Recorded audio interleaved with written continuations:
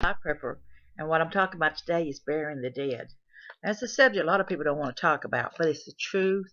It's cold hard facts that in a situation of shtf or WROL event, what we're going to do with the dead and how do we prepare ourselves. Now, a lot of people worries about, bacteria, disease, and all that. Now, one thing is, number one, not all bodies will have disease in them. And of course, it would be due to trauma, accidents, or just dying of old age, or whatever it is. It could just be dying from a cold, something real simple like that. Now, the thing is, number two is mental health issues. A lot of it is people being concerned, losing the grip, losing people dying around them. Of course, is a mental health issue to consider. And then number three is the culture and the religious beliefs of people. I want to tell you, in a situation like this, preparing something like this in a shtf or WRL, a lot of this worried about the mental issues on it, you ain't got time to worry about it because you're trying to survive. It's just not going to be that easy.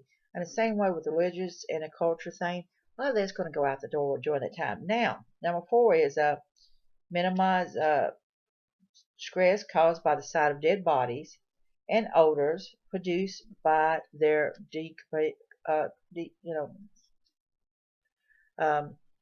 deterioration. Sorry about that, I couldn't get the word out. So the thing is, you got to create. They're talking about creating a temporary site, and then place for people where they can kind of go and grieve or whatever. Identifying the bodies is another issue. Number six, that's identifying the bodies.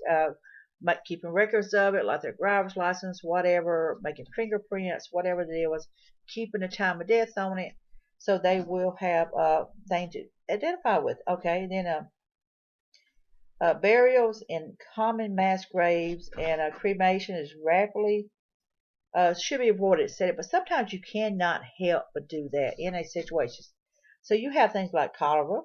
Now, contact with the body leads to exposure to cholera and requires washing using soap and water. So you really need to scrub yourself up after you handle a body. It's got cholera. Now it's talking about the Ebola. You'll hear so much about that, like the Ebola virus. Now, the thing is, it could be such as blood, saliva, vomit, urine, stools. It's easily killed with soap and water, it says. But disposal of the bodies requires high levels of protection. So you really need to disinfect yourself, plus wear protection gears to help prevent from catching this. And then, of course,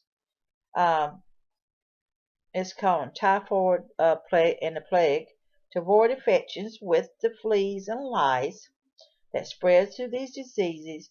Protective clothing should be worn. Body bags should be used to store bodies prior to burial. Now, I want to tell you something about this.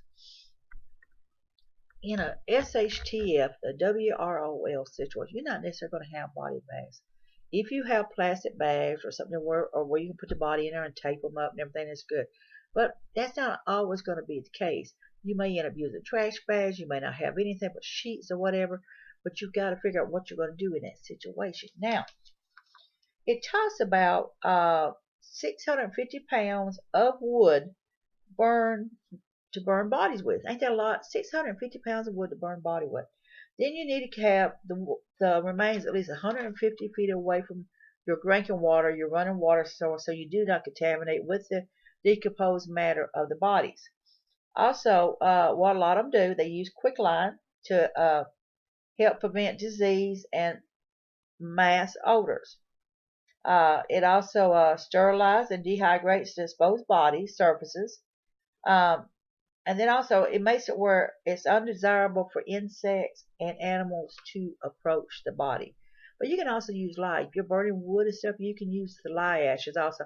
Now, what a lot of people don't understand, when you're putting quicklime on a person's body, it cannot be mixed with water. If it's raining or whatever, or the ground's really wet and stuff, it is not going to really be very effective, where you may want to use the ashes from wood, from a fireplace, to put on the body instead. Now, the thing is that no matter what happens in a situation, the remains of the bodies is going to track things. It's going to create problems. Animals are going to be drawn to it, so that's going to create danger to you. Insects are going to be drawn to it, and then the insects will be consuming some of the diseases in this body that can affect you in that situation. It's not a happy subject to talk about, but if you are a prepper or even a non-prepper, you need to think about how you're going to dispose of the bodies. One thing is burning the bodies. One thing is having quick lime and use ashes from your wood, from your burning place, to put onto the bodies to help sterilize the bodies, to dehydrate them and keep the insects and animals away from, and to help sterilize them and eliminate the disease process until you're able to dispose of the bodies. Another thing, you need to think about where you're going to dispose of bodies at. Creating a mass grave, you may be able to, depends on your ground. Some areas are hard as a rock, some areas are very rocky, very dry, just not able to do something like it. You're not able to bury the bodies. Then you're going to have to think about cremation. You've got to bury the bodies at least 3 feet deep. Most people does, as a general practice, it's usually 6 feet deep, but you've got to bury the bodies at least 3 feet deep. So if you are being exposed to a mass outbreak situation, then you need to think about how you're going to get rid of the bodies. And of course, burning has something to think about. Then you need to think about where you're going to burn the bodies at. So it's a lot to think about. This, in a situation where if shtf worldwide happens, WROL, world ruled without law happens, you've got to think about getting rid of the bodies. You don't want to draw attention to people. I want to tell you what, people out there who's going to hurt you, if they see buzzards and stuff flying around, those buzzards and stuff are attracted to the remains. So when they see that flying around, then they're going to come and check it out and see if there's other people around. That means they could be attracted to your site. Sterilizing the body with quicklime or the ash or whatever, immediately cremating the bodies and things, getting rid of things, is a lot to think on in a situation like that. The possibility of the disease to spread, having protective gear on you. The person could be just dying of injuries, could be dying of old age or whatever the thing is. Without their medication, they could have health issues to begin with. But also having protective things on you to help keep you from getting any kind of infection and stuff. And it's not like a CSI show. It's actually, you really need these protective things to wear to dispose of the bodies in many cases. So it's really a lot to think about. Remember, 650 pounds of wood to burn bodies with. Ain't that a lot? And you need to think about having quicklime. There's different types of lime. You need to research on what kind of lime is really the best. Quicklime is different than garden lime. Remember, the quicklime does not work well if the ground is wet. If you burn wood and stuff, you can use the ashes from the wood that creates lye and stuff. You can sprinkle that over the body and stuff in a situation like that to help with the matter, decomposed matter. Remember, you got to dig at least 3 feet to bury the body. And then you need to think about where you're going to bury the body and the location of it. You do not need it nowhere near the water. You got to have at least 150 feet away from your drinking water and supplies. So it's a lot to think about in a situation like that. It's a hardcore fact to think about, but it's not easy when you think about it. Remember, you got these diseases out there. You're going to have people who are going to be exposed to these things. We have built up resistance to antibiotics. All this preservatives and stuff they're putting in people's food has made us actually resistant to many types of medications, and the side effects is affecting us. It's creating a lot of health issues. So think about it. If you want to buy body bags, that's fine. The problem is, once you use that body bag, you're done as a general rule most of the time.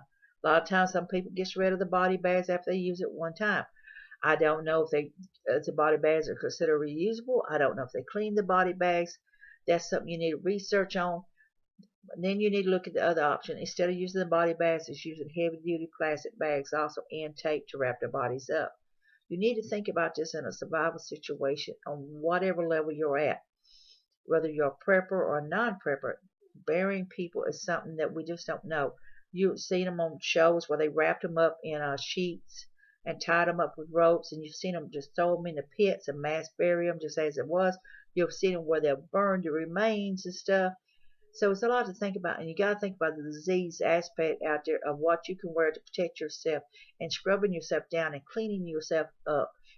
Taking a bath, putting bleach in your water, soaking in bleach water, help clean yourself up, and using the use of quicklime and other things to help keep the animals and the insects and stuff away.